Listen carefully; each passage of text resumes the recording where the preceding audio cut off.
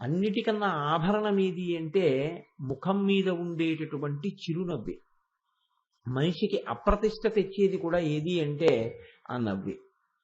అర్థం పర్థం లేకుండా అదే పనిగా నవ్వుతున్నారనుకోండి, లేదా అవతల వారికి కలిగినటువంటి ఆపదయందు కూడా మీరు నవ్వారనుకోండి, అది ఒక్కొక్కసారి చాలా దూరం వెళ్ళిపోతుంది.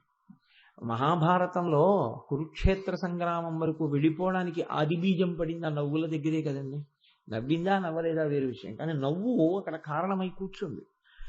నవ్వు మనిషికి ఎంత అవసరమో అక్కర్లేని నవ్వు ఆ తరువాత ఏడుపుకి కారణం కూడా కావచ్చు. అలాగని అంత ప్రమాదకరమైంది కదా అని నవ్వకుండా ఉండనకూడదు. ఆవిడది నవ్వు ముఖం అండి, ఆయన్ని నవ్వు ముఖం అండి అంటారు. నవ్వు ఎలా ఉండాలి అంటే శాస్త్రంలో దంతపంక్తి కొద్దిగా కనపడేటట్టు మాత్రమే నవ్వవలసి ఉంటుంది.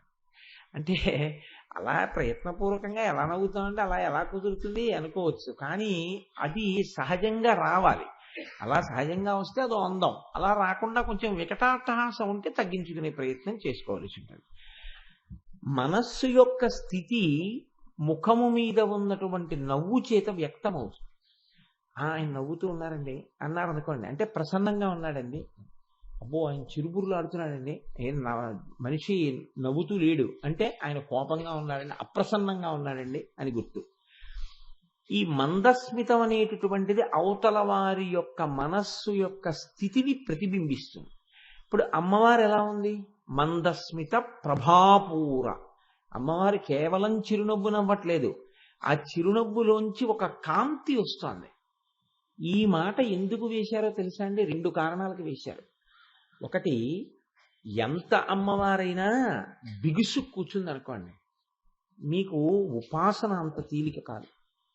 మీకు అందులో నేను ఒక మాట చెప్తాను చూడండి. తెల్లవారుజాము 4 గంటలకు మీరు స్నానం చేసేసి పూజామందిరంలోకి వెళ్ళి ధ్యానం చేస్తూ కూర్చునేటప్పటికీ కొంచెం అంత నిశ్శబ్ద వేళలో ఓ చిరునవ్వు నవ్వుతూ తల్లి మీకు ద్యోతకమైందనుకోండి, సంతోషంగా ఉప్పొంగుతుంది మనస్సు.